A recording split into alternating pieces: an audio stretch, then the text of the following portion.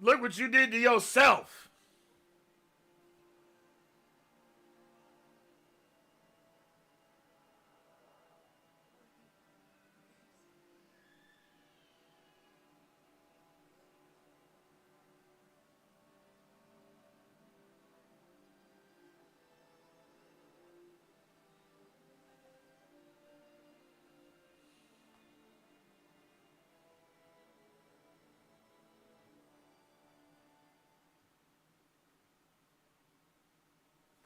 It what?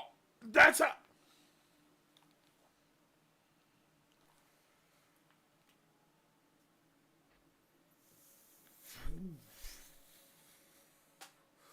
What the f?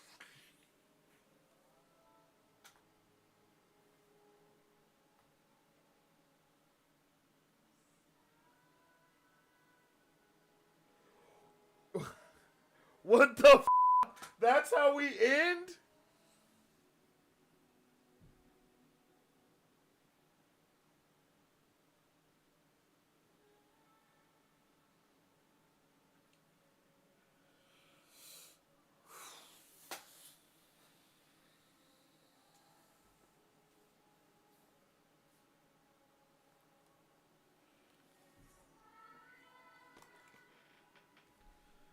Bruh. That's how we end? That's how we end? Are you kidding me? Bro, what?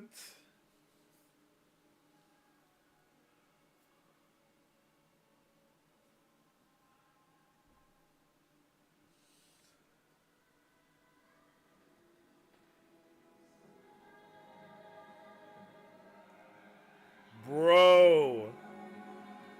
Oh, no. Bruh. That was insane. All of that was 100% unexpected. Like, bro. Bro.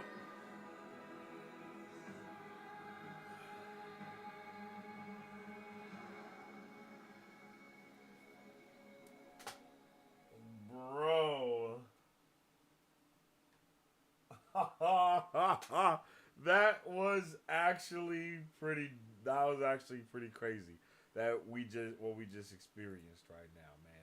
There was so much stuff that just happened in this episode. Um, like literally. Trust me. Let me give you the gift of a dream. Like, bruh, we figured out so much. First off, of course, we started off with exactly what everyone expected. Like, oh man, that was such a great episode. That was such a great episode, yo. I like that a lot.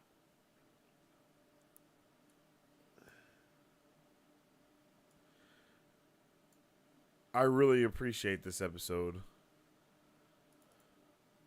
All right, I'm not gonna lie. I gotta use the restroom, so I'm gonna do that, and then afterwards we will get into our review of episode 7. So everyone, if you guys liked that episode, can you please drop a 1 in the chat? If you didn't like that episode, drop a 2 in the chat, and if you're really not sure how you're feeling, please drop a 3 in the chat. Let's get a temperature check going and see how we're feeling. 1 in the chat if you liked that episode, 2 in the chat if you didn't, and 3 in the chat as a little temperature check to see how we feel. So, let me know how you guys are feeling. I'm going to go to the restroom real quick, and then I'll be right back. What is up, Super Fam? How's it going, everyone? Welcome to Marvel Bros, where we discuss all things Marvel and everything pop culture. We started Marvel Bros back in 2019 because we have a love for not only Marvel movies and comics, but because we wanted to have a place where people could stay up to date with all pop culture news. Here, you will have access to all of our content, whether it be trailer reactions. You look like He-Man. Oh! And most importantly, controllable. Go! Character breakdowns. Welcome to Marvel Bros Breakdown. Welcome to Marvel Bros Breakdown, where we dive deeper into characters and theorize about the latest films. Pop culture news updates. On today's pop culture news update. And on today's pop culture news update,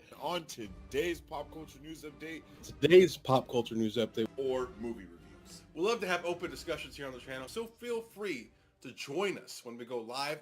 Battle Cove, I like that Kang's motives are understandable in the same way Thanos' motives were. That's exactly what we're saying. That was pretty awesome. Well.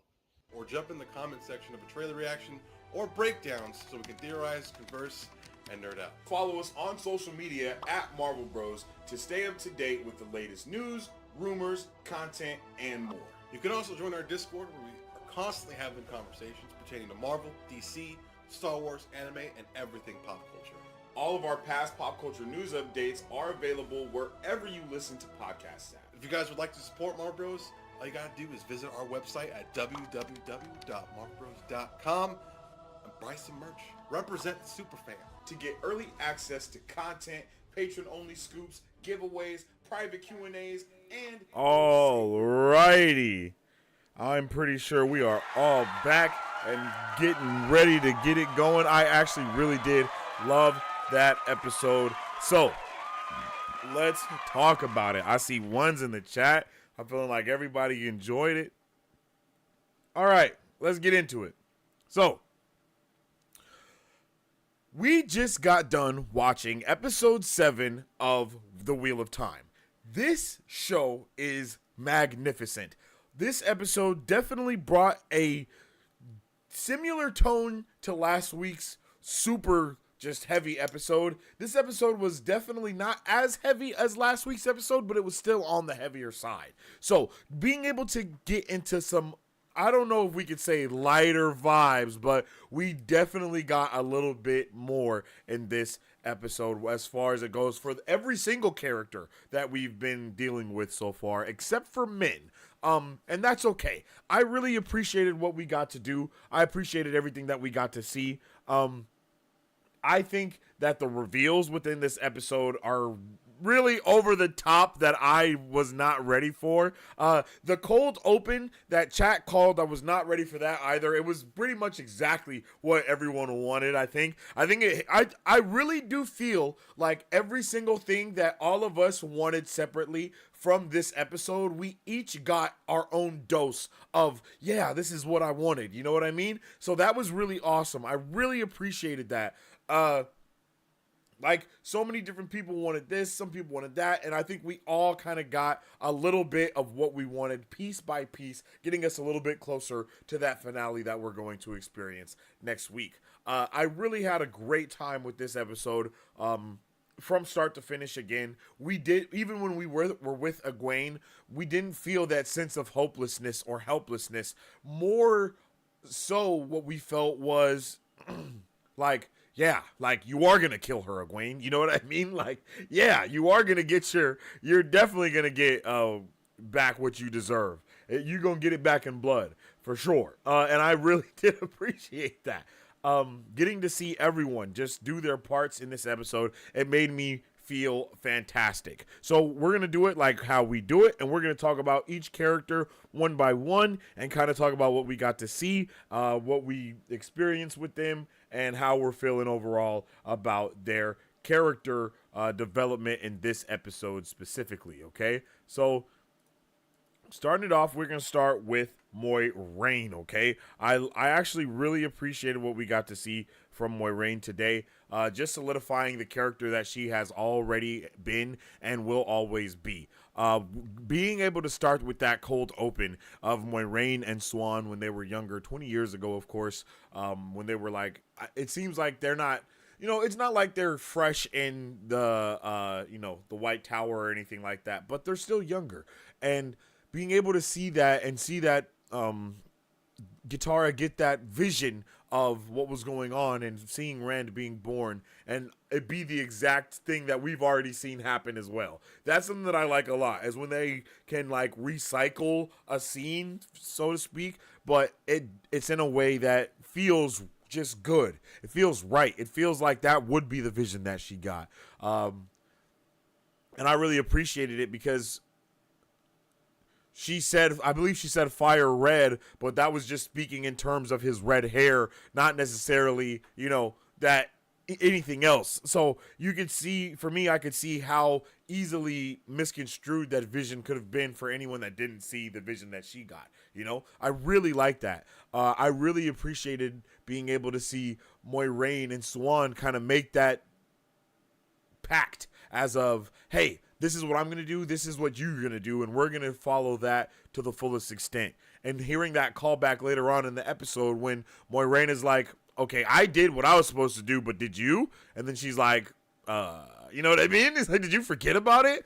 And then, hey, boom, Moiraine actually isn't stilled, she's shielded. So it was just really cool to see so many of these different things that we've kind of been theorizing about and asking about and wondering getting answered in this episode. Across the board, I think we answered multiple questions, and I really appreciated that we got to see like almost every way we expected someone to get to foam, it happened. All the ways happened. We got Matt to foam. Like everything happened the way that we said it was going to happen, but just kind of manifesting itself in a different kind of way, and that was really dope. I love seeing Lan back with Moiraine and them just kind of rocking with each other and being there for one another. And I think someone even said it in chat. Let me scroll up a little bit. I know someone said something specifically about Lan and Moiraine. Yeah, Natasha said, Moiraine, this is why you should not have shut Lan out. Shaking my head. And I feel the same exact way, because as soon as she lets Lan back in, or as soon as Lan bullies himself back in, as he should have, it's like now we're all good to go. Everything is smooth, and we're just continuing on down the road. I like this show is just doing a lot of things for me across the board that I am all the way for.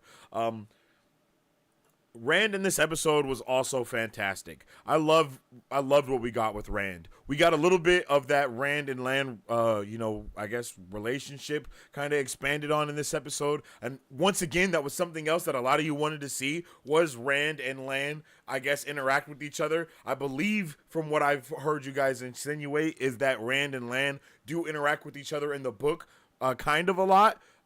So that's dope. I like that. You know what I mean?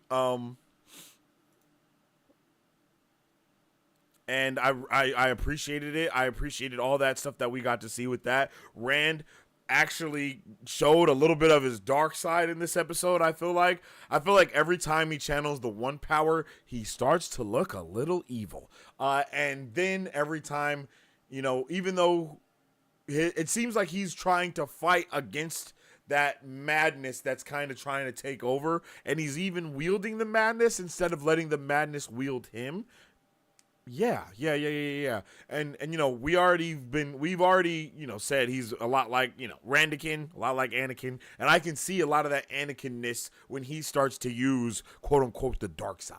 You know what I mean? It's like I can see it kind of peeking out, but Rand not letting it actually take over him. I was not prepared for Rand to actually go to the lengths of, he was like about to channel at the Emerald seat. You know what I mean? Like he was about to start fighting her. Like, yo, you're not about to take me as no prisoner. He just didn't know that she was going to be so much powerful than him, even though he should have known that. But, he didn't. And I think that was funny. And yeah, I think just Rand in this episode in general, seeing him start to wield the one power more, seeing him start to channel more and more, and actually being okay with it, not being scared of it, all the way to the point of him being the one that saves Moiraine and brings her back to, being able to channel again. I don't know if that's from the books or not, but I really appreciate that. And I think, and the fact that it was Lan that figured it out makes that even better. Like I really loved that, that duality of the situation, that we got to experience it. We got enough clues that it was like, oh, Lan might have figured it out. But at the same time, it's like, what the hell is really going on? And then hearing Moiraine say she got stilled, seeing how mad Swan ended up being about her being stilled, and there were so many things that were going on behind that, and it ended up not even being true. So it's like, would Swan have done all the things that she did if it wasn't for, you know, those her thinking that Moiraine couldn't channel, but she could really, like it's too late to find out now. We don't know what's going on with Swan at this point. We already talked about Lan a little bit. Like I said, I love how Lan is the one that figured out everything that was going on. I also really appreciate the fact that him and Alana, as well as her warders, are definitely more on the same page. It was really dope to see her and her warders there to help Moiraine and Lan, and then also see Varen and her warder all there in order to, continue on with the path and continue helping the Dragon Reborn basically, help the fight. And I really appreciated how we got to see that, man. Like, this episode it did all the things I wanted it to do. I was really happy about that. And when we got to Egwene, again, it wasn't super heartbreaking. It was heartbreaking, but it wasn't as heartbreaking as it was last week. This week it was more like, oh, wait a minute, she's not going down without a fight. Someone in chat also pointed out that she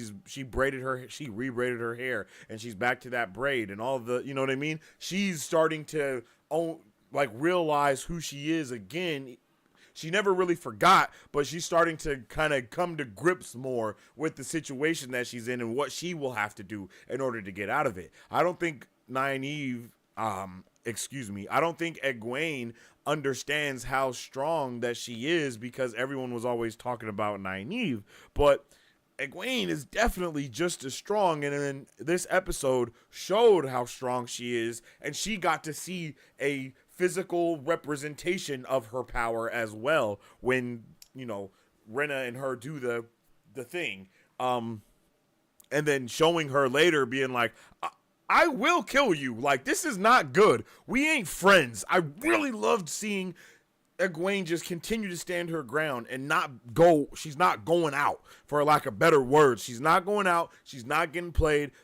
She's not just going along with everything because she wants to. Like, nah, I'm doing this just for survival. She is straight in survival mode right now. And sometimes when survival is like, the main thing that you're looking forward to or looking at, you're able to do things that you would never do before in the realm of possibility of even who you are in order to survive, but still she's locked back in, she's all the way locked back in, and I really appreciated it. I like Egwene more and more. Egwene has always kind of been one of my favorite characters, other than when she did my boy Rand dirty at towards the beginning, and Rand was all in his feelsies. I wasn't a big fan of that, but it was really cool to see Egwene really stand her ground, and then it was super heartbreaking to see her look like the other Damani that we have seen before. There's no way I would have suspected that Egwene would have one day had that mouthpiece in and listening to the other ones. I never expected for something like that to occur. So that definitely threw me off. It didn't throw me off in a bad way, but it just threw me off because I wasn't prepared for it. Same with Megan. I wasn't prepared for that either. That was just also so heartbreaking to see those two there. And of course, we didn't see Rima there just yet, so because she's probably still being broken. And I hope we don't have it's not something even more dramatic or traumatic to where she ends up dying because she's not going for it. Because I do kind of feel like Rima might not go for it like that, and she might end up, taking herself out because of how strong-willed she is. But I really appreciated being able to see all of that. Perrin, loved what we got to see with Perrin, and loved the world building that they did with Avienda. That was really, really cool how we got to see how they honor their dead and how they even honor their bonds with people, and I just you know what I mean? There was so much value in being able to get that type of lore and world building in that way, to where we're not just going through the same thing over and over again, or it's not like we just have to hear what it's about. No, we see it in action first, and then afterwards we are just as, well, I am, because most of you already know it, but we are just as dumbfounded as Perrin is, because it's like, yo, okay, so everything is just good now, and then it's like, yeah, we're all good, like, you know, this is our tradition. And then immediately she brings up his tradition because he has his wedding ring on, and she's like, that means you can't lie with anyone else, right? All right, well, you know, she's gonna be disappointed. She won't be. You know, I like that, because it's just like, you know, she is making the comparison or the parallel to how he has something, that he has some type of, not just bond, but a bond that he does certain things for, or he believes in something a certain way, just the way that she does. And just being able to see that, I like that. I like that. I like that. Nynaeve was actually tolerable in this episode because she wasn't trying to argue with everyone around her, and that was amazing. I love it, even though she still had her attitude when our boy Loyal pulls up, and then he's like, oh my god, you are Elaine, the da-da-da-da-da-da. You know, she's like, please don't don't encourage her, please. And then she's like, your name rings in his ears. Okay. You know, just showing that she also still pays attention to things as well. And I really love that. I really love seeing that. And I really appreciate, I just really do appreciate how much Loyal knows about everything that's going on because of him being an Ogier. The same way the first time he met Rand, he immediately knew that he was Aiel, right? Immediately. But so as soon as he meets her, he's like, you're the queen. So they're the queen's daughter. You're da, da, da, da, da. You know, I love just It's just something that I think is just really, I don't know, I just love it. I just love that. I love those type of vibes. It was really cool. So being able to see them rocking together, I like it. Okay, here is my question to you guys. I believe you guys told me that it was either you guys told me or I heard this from the Unraveling the Pattern. And that is that the choker thing, wristband thing, even that can only be done to people that can channel. Because I remember asking yesterday on Wheelie Wednesday if Loyal and Inglar or Ingot, if they went through the torture, and someone was like, no, only people that can channel get that thing on them. So that was very confusing as how they could switch that and put that on her the same way. I don't understand that. I definitely need a little bit more context there, and maybe that's just something they changed for the show versus the book. But I'm still a little confused about that. I'm not gonna lie to you. Loved what we got with Matt. I wasn't prepared for it. I don't know what the hell happened with Ishmael and him, and I don't know why my guy Ishmael just feels so comfortable to be caressing everybody on their cheek. He need to get some permission or something. It's just not going for it. I'm just not going for it. You know what I mean? I'm not for that at all. I'm tired of seeing him caressing people's cheeks. It's just making me uncomfortable. I need to know what's going on. And they always be like passing out or like sleep or like, you know, like, gee, what are we doing here? What are we doing? What are we doing? Is she? What's happening?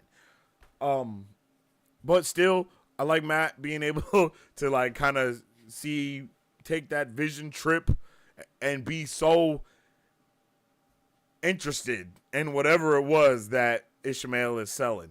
I'm a little nervous about that, of course, but hey, who knows what's gonna happen next? And we know that we saw him stab Rand. We know Rand is on his way there. There's a lot of things that are about to go down. A lot of things. Yeah, because we didn't see that much from Matt, but I did love what we got to see. And we finally got to get a little bit more context with Ishii as well, saying like, hey, we don't have to keep suffering like this. I want to one day, you know, He basically said, when I die, I want to die and not be forced to have to relive another life or to do something again and again. I just want it all to be over. And it seems like Matt wants the same thing, you know? So can't wait to see how that is going to transpire and transgress. Elaine, of course, rocking. She has a very level head. More and more reminded me of Hermione, because she's just ready to do it. She understands what needs to be done. She's very smart as well. She's taught as being royalty that she has to be precise and think her decisions through already. You know, so you can see that that's why she's so able to just be calm, cool, and collected kind of in those situations. And it's exactly what Nynaeve's crazy ass need, because Nynaeve just has no chill. She has no chill. She has no composure. She's always making basically some of the worst decisions. And yeah, so I'm I'm happy that someone like Elaine is around to show her the way around. Very happy to see that going on. Leandrin, of course, is being Leandrin. We see Leandrin being continuing to be evil, going and telling Berthanis, the hairdo, that, you know, he needs to kill his aunt and his mama. You know, surprising me that was one of the dark friends when I thought it was the mama. I'm 1 for 2 right now, or 2 for 1, one or the other, and you know I'm still feeling good about those numbers. Oh my goodness, excuse me. I'm still feeling good about those numbers. So I'm not too sure what's gonna happen with Berthanis. He might stay trapped. He might get freed. We know the queen is on her way to Carrion. So it's going to be definitely interesting to see what goes on with that as well.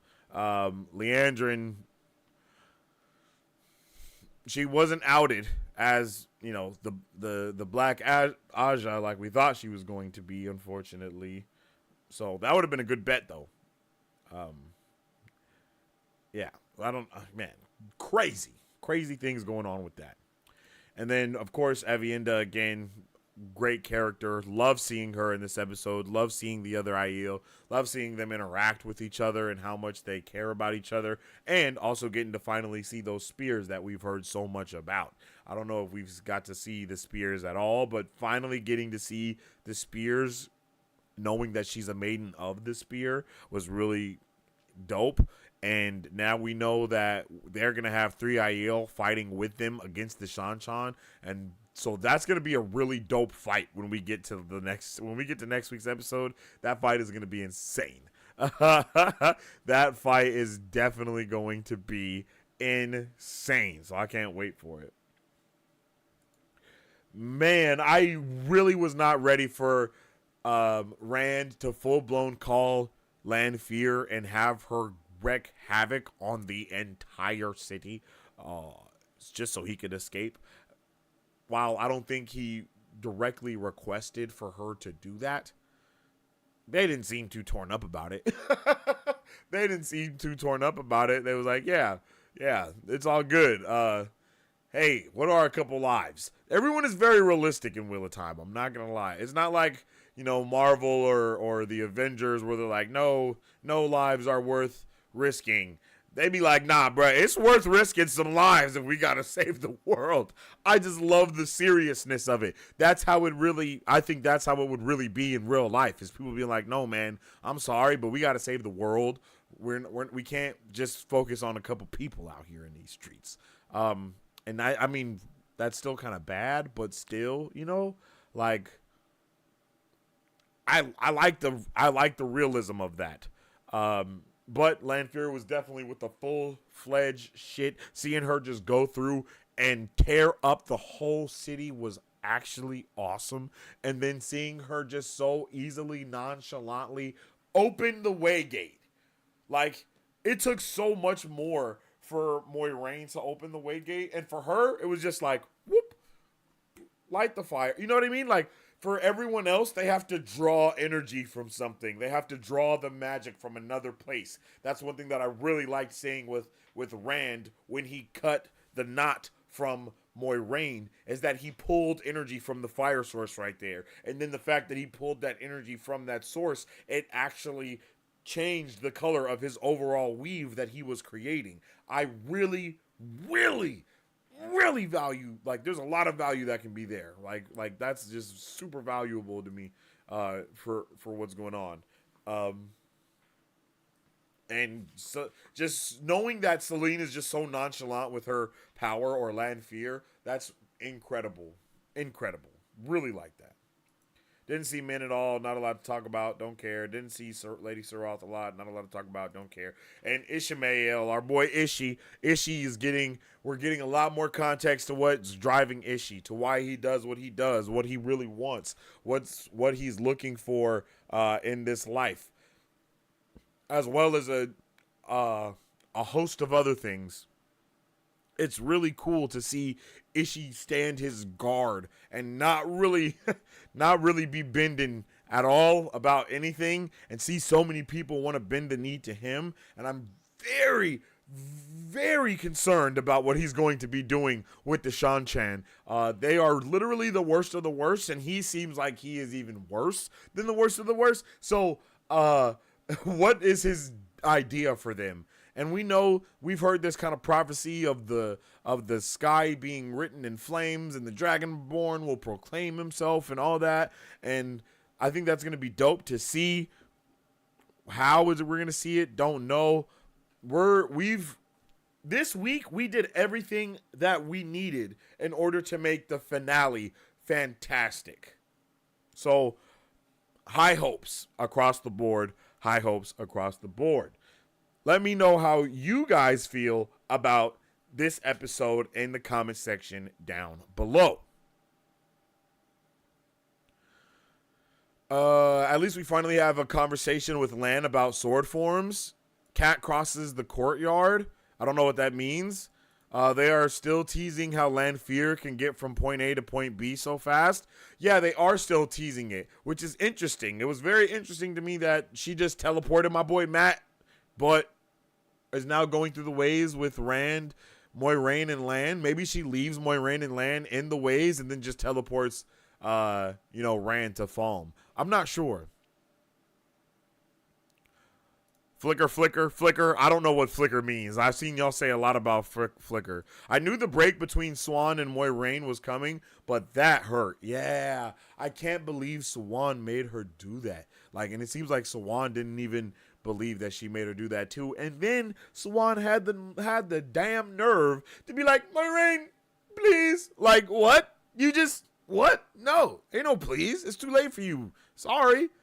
Sorry. It didn't matter to you. Why should it matter to me? Home girl. Definitely a crazy episode. The tea replaced another scene from the books, but yeah, it was good. Oh, okay. I have some thoughts, but altogether, I loved it. Okay, James, okay. I can't believe we got Flicker Flicker. It was different, but a good replacement. The tea replaced a scene that would be way too expensive to film with too many sets. Okay. I definitely want to know. I mean, I want some context, but I also am gonna read the book. So maybe don't tell me, but tell me. I literally fist pumped and danced at Cat Cross the Court. Don't know what Cat Cross the Court is still. Give me a little context, though. We called that code open? Yeah, you guys did. Can't called it Flicker Flicker. Maybe half a flicker? Can't call it Flicker Flicker. Maybe half a flicker. I like the cold open, but it was more impactful in the books. Okay. Flicker T? Half a flicker is fitting, but we got to hang out with Matt. Yeah, we did get to hang out with Matt. I'm still floored by the end. Yeah, did Swan die there, or is she just incapacitated? Because it definitely kind of looked like she might have died, but she also may have passed out. Crazy how strong. It's crazy to see how strong everyone is, and then to see how strong they aren't immediately after. We see Rand so strong enough to cut the weave or to cut the shield, the tie on the shield. And then we see him get outpowered immediately by Suan. And then we see Lanfear pull up and immediately outpower Suan. It's like, okay, like put shit into perspective at how strong everyone is. Like, whoa. Not the flicker we ordered is crazy. Not the flicker we wanted, but without a budget for a cinema production, we never going to get that. The book cloaks are going to cry over Moiraine following Lanfear into the Waygate. Oh. My flicker order would have needed a Michael Kramer voiceover. Sadly, budget limitation 1 against Luce Theron. Oh. I am flabbergasted by the ending. Why are you guys so flabbergasted? I need some more context. Damn, wasn't a drop of water in there.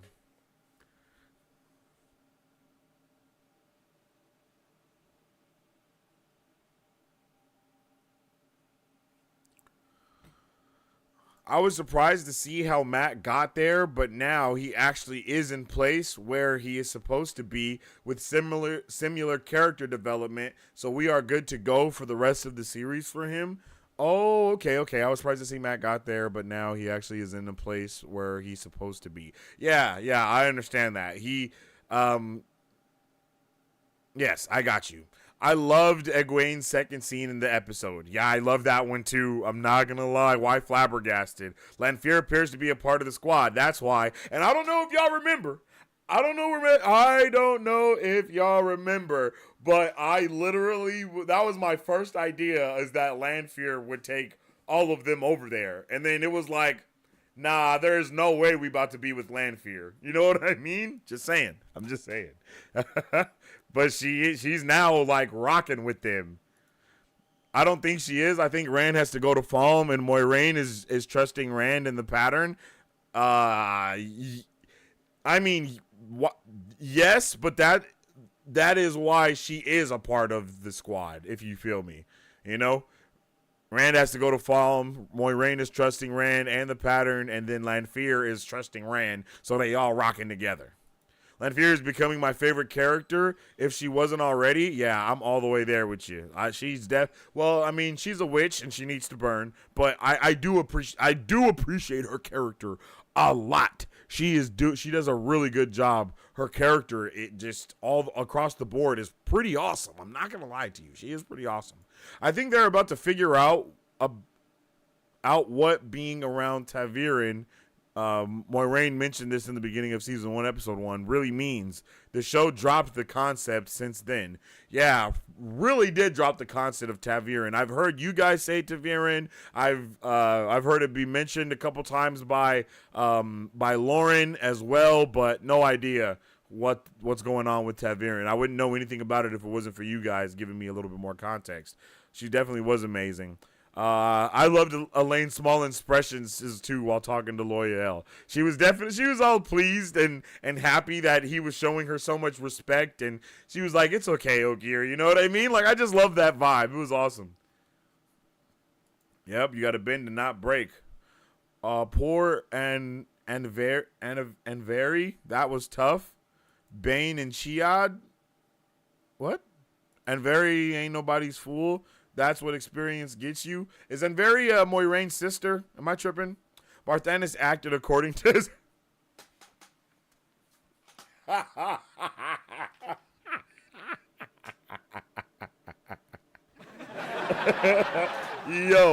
Yo, he can't choose a haircut and he can't choose a side. You feel me? So, definitely reacted within his haircut. I definitely agree with that, Jen. I definitely agree with that, James. Hi, y'all. Yo, what's up with this, Sharice? How'd you like that episode? What's up, girl? Nynaeve thought Leandrin was a role model for a hot second. Hey, so did I.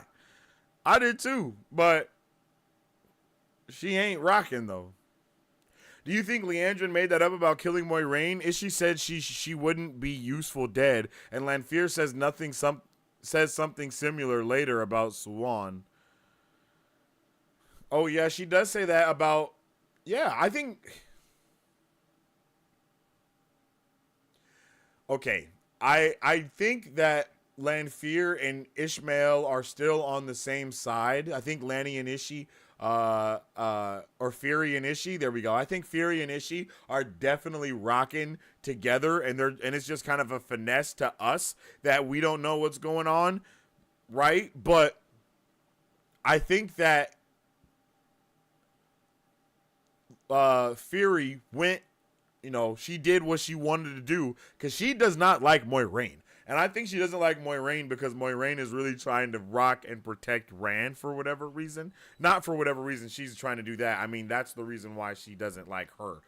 So it's kind of interesting and weird to see that kind of take place. But she's like low-key jealous of the relationship between between Moiraine and Rand. That's kind of what it seems like to me. But she should really be jealous of Egwene. But she's more using Egwene to channel his energy. So I don't know. I don't really know what's going on with Fury and Moiraine. Leandrin did that on her personal time. I guess she could have. I guess she definitely could just be out running her own errands. I feel like that's definitely possible. She's so petty, laughed my ass off, hating on Moiraine's portraits. That was hilarious as well. She was like, yeah, I remember when she used to look like that. Like, damn, what are you trying to say? Oh my goodness. Yeah, that was funny.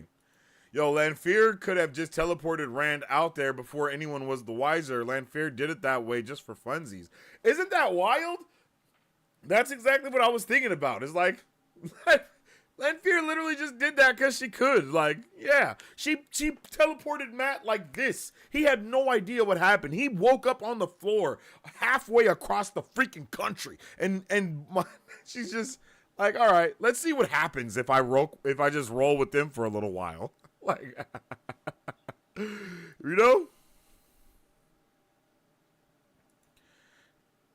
Definitely theatrical. It felt like a toddler trying to open a door while barely being able to stand on 2 feet, and Lanfear just swinging it open with one hand.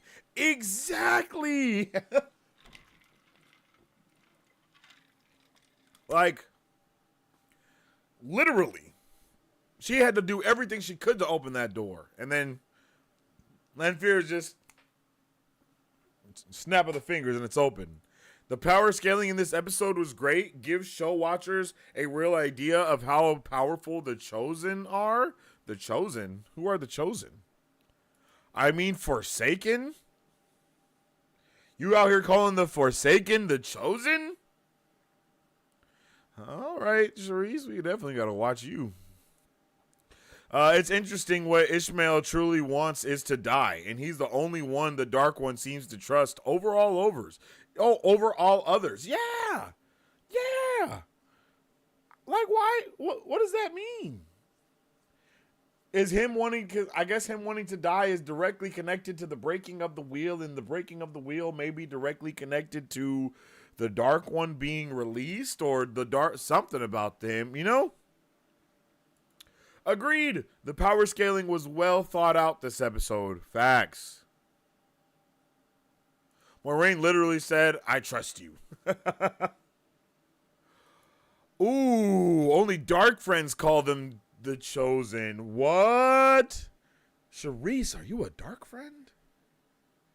Oh shit. We gotta watch Charisse for sure. IDK, what you mean, Rose? She is of the block. Aja! Maybe Lanfear took the concept from Ishii and just winged it there because she didn't want to mess up her chances with Rand.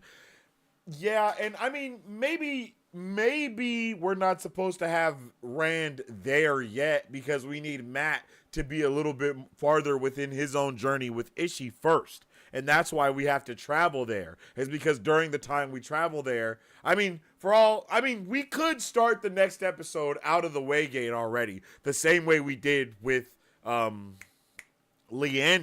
taking the girls through the ways, right? Like, we just started we didn't see them in the ways at all. We just see her coming out of them. So it's very, very possible that we just don't see them in the ways at all and just see them come out of the ways. But it should take like a day, right? It should take like a day or two to get that far.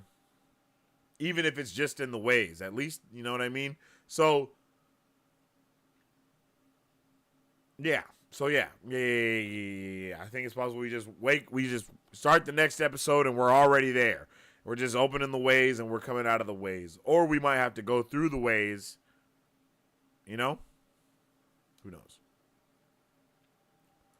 Can we talk about Elaine and Nynaeve capturing a Suldam? How do you think this will turn out? That's a really good question. And honestly, I thought they were going to try and do something completely different. I thought they was going to try and act like they were like Suldam and Damani, Elaine and Nynaeve. But instead, they put the collar on a Suldam, and I thought that the collar couldn't be put on anyone except a female channeler.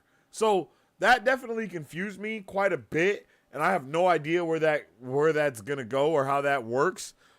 But it does seem that they could get any answers that they need out of her if that works the right way.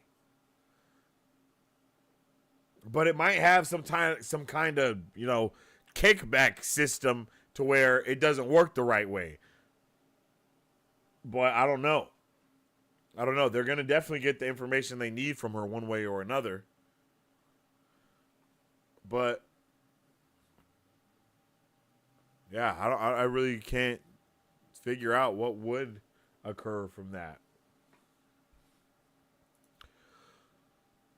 Also, it's good to finally see Lanfear in white. It's how I always pictured her. Yeah, I really did I like that suit that she had on when she was coming through, smacking everything in the city. That was awesome. She looked badass, and she looked like she was ready to handle something.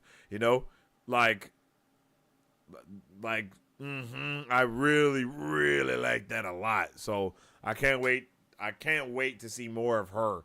And I wonder if she's going to do like another outfit change, because it seems like she can just do it at whim, right? Like I feel like she could just twirl and just be in a different suit, a different outfit. So who knows what's going to happen with that. Lanfear in white is iconic. Oh, okay. Nice.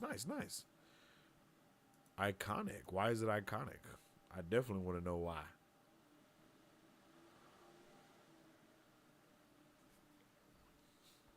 Oh.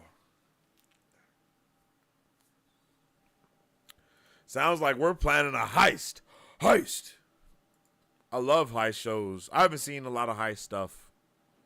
You are correctly confused, Sensei. Stay tuned. Oh. Okay. Good. I am happy that I am rightly confused. Lanfear almost always wears white in the books. And I think this is the first time we've actually got to see Lanfear as Lanfear and not like still trying to low-key be Celine.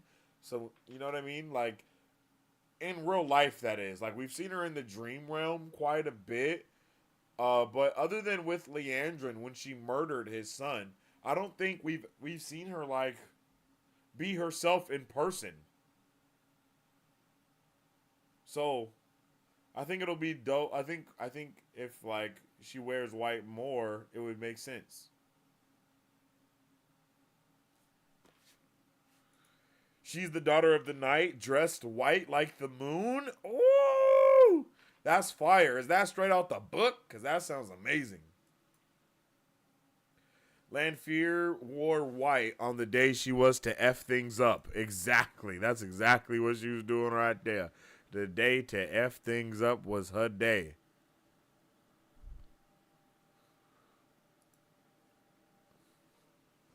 Yeah.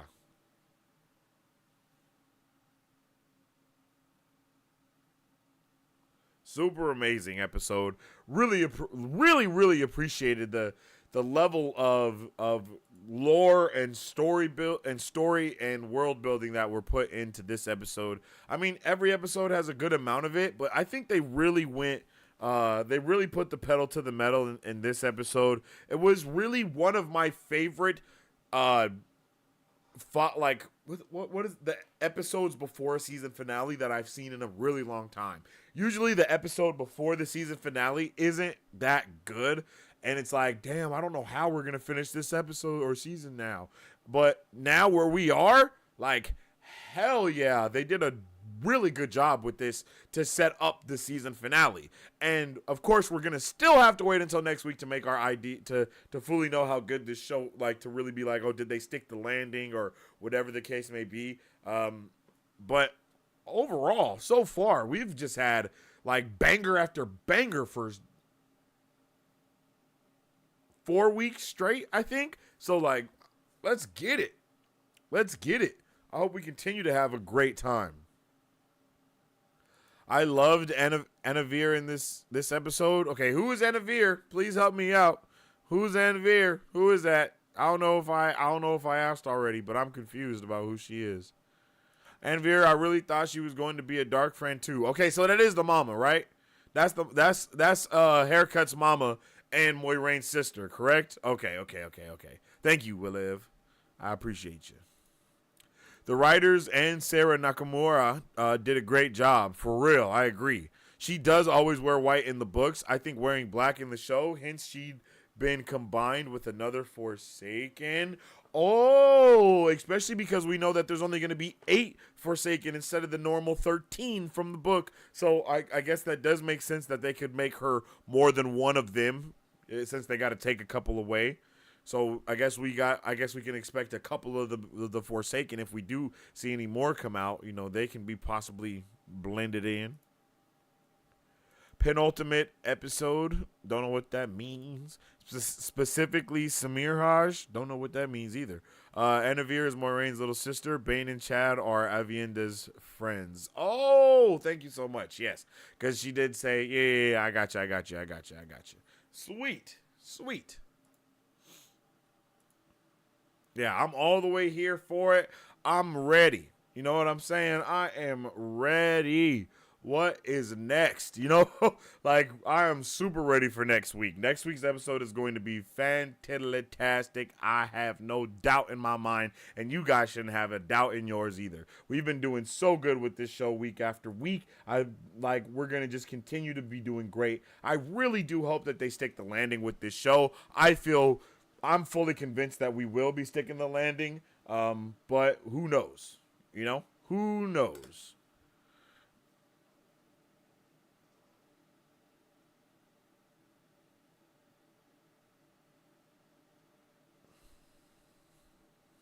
Who knows what's going to happen next? I'm ready to see more of Rand. Yeah, I really hope next episode we get to spend a lot of time with him being badass. You know? I think we could definitely get in there.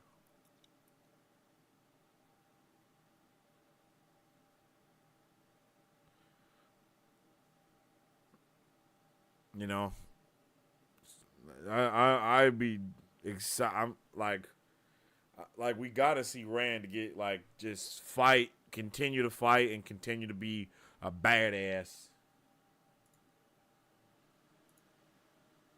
We need to see it. You know what I'm saying?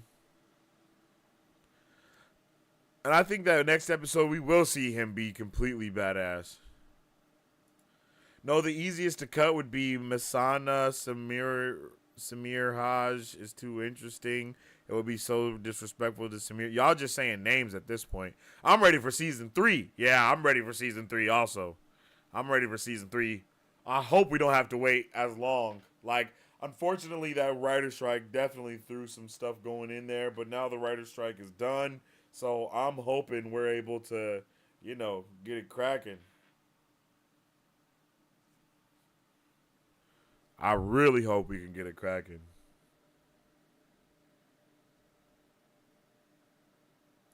It will absolutely be brutal when we get other Forsaken. Samir, y'all just saying stuff. I'm ready to see Red in season 3. Season 3 is almost done filming. Alana's actress posted that on IG. Oh, okay. Oh, bro, I hope we don't have to wait hella long. If we don't have to wait 2 years for the next season, oh, man, I will just melt. I foretell great things in season 3. It's important to get you learning names early, Sensei. Yeah, I feel that. I feel that. Y'all definitely teasing. Y'all definitely teasing right now with these names. I'm ready. I'm ready to go all in. You know what I'm saying?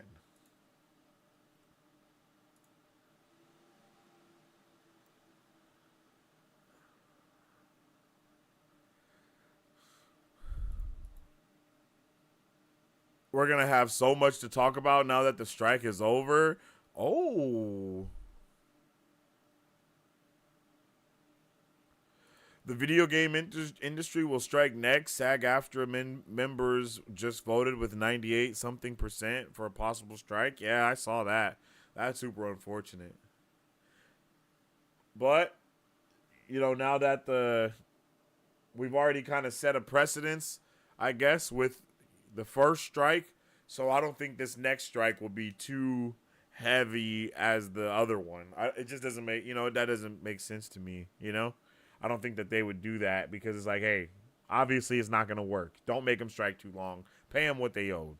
And I don't know what that strike is about either. I don't know if it's within the same regards with the whole AI stuff or if it's just in regards for them not making enough money. I haven't really read into it just yet. Rafe, the showrunner, already took to Twitter to answer questions. Oh, that's lit. I think it's the right thing to do. Working conditions in the video game industry are absolutely crazy. I think working conditions in every industry are wild as hell right now. They definitely got to do better. Definitely got to do better and lock in. It is definitely time for everyone to lock in.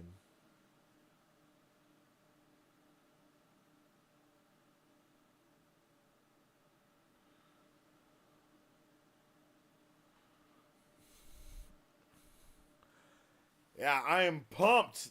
This show, like, I'm ready for the season's finale. I'm ready for season 3.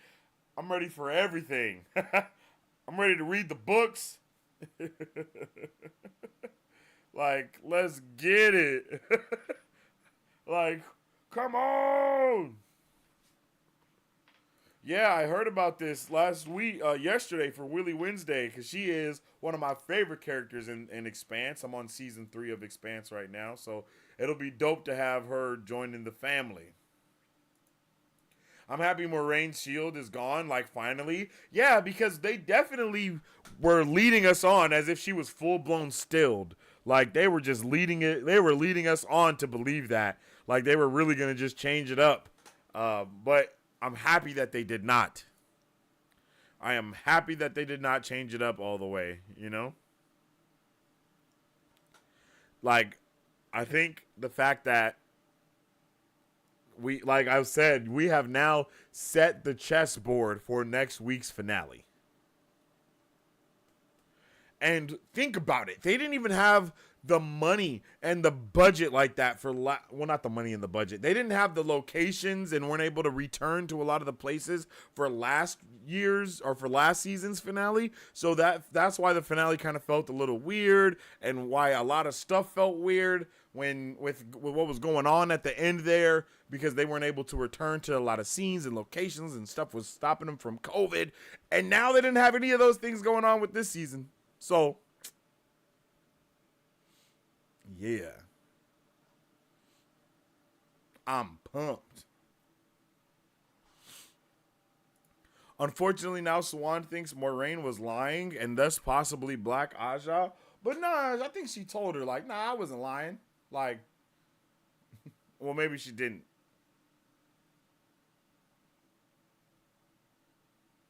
Maybe they didn't, but we'll see. We'll see.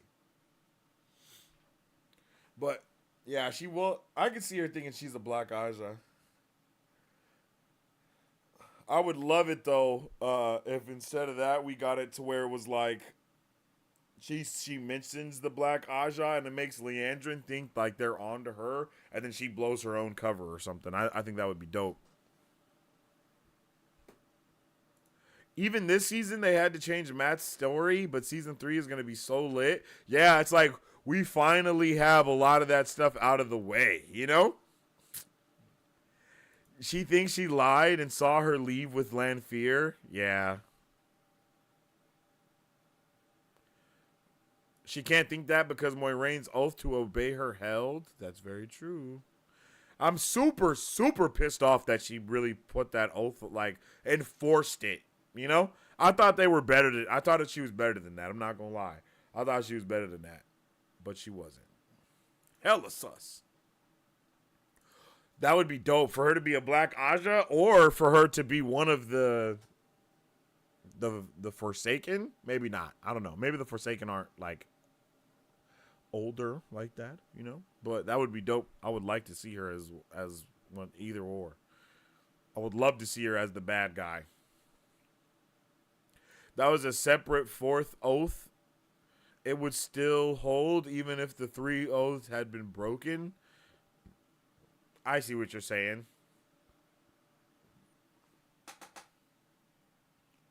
I see what you're saying.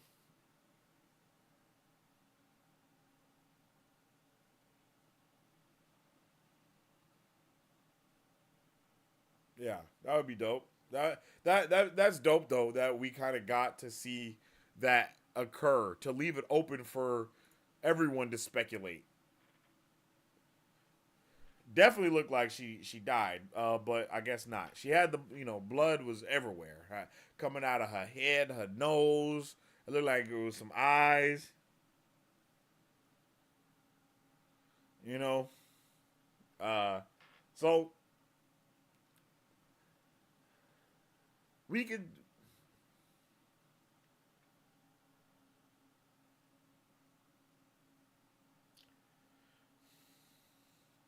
But we have Varen that's definitely going to get, like, maybe they think everyone is part of the Black Aja because it's like Varen is obviously going against the grain, all the stuff, you know?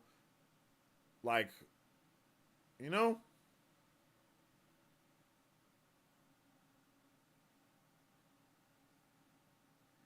Varen, Alana, Varen, Alana, and Moiraine. They could think that they're all working together as Black Aja.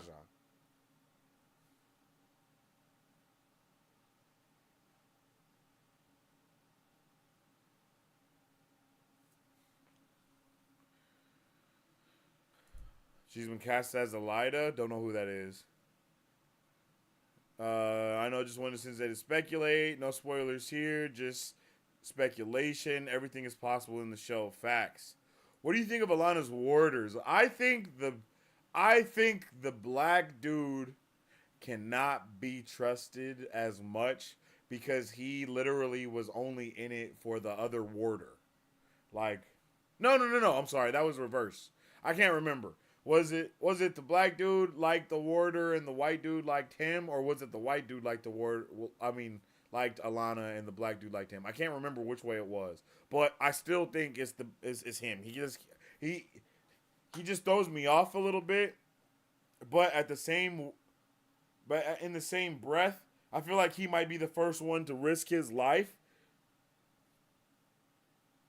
for someone else.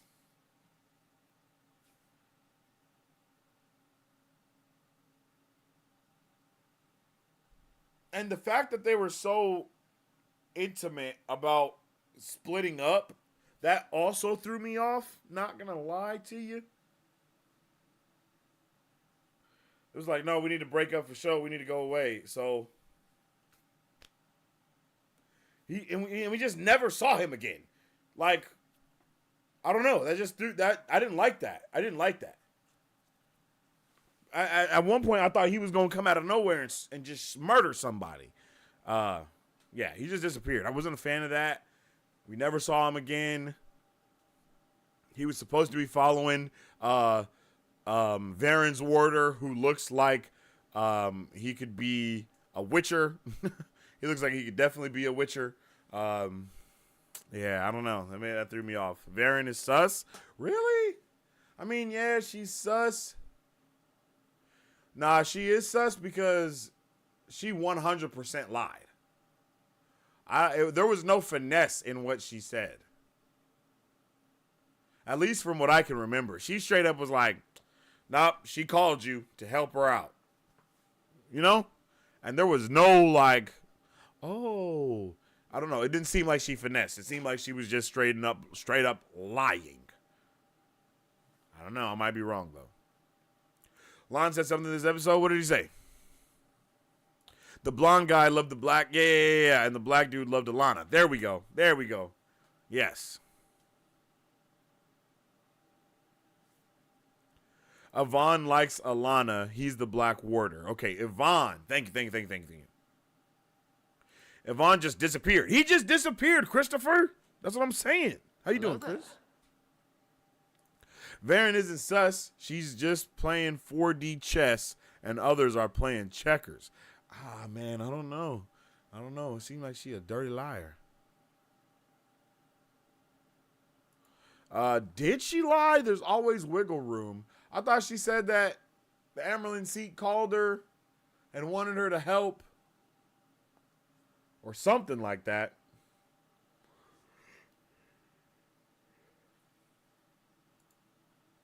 Maybe I'm tripping.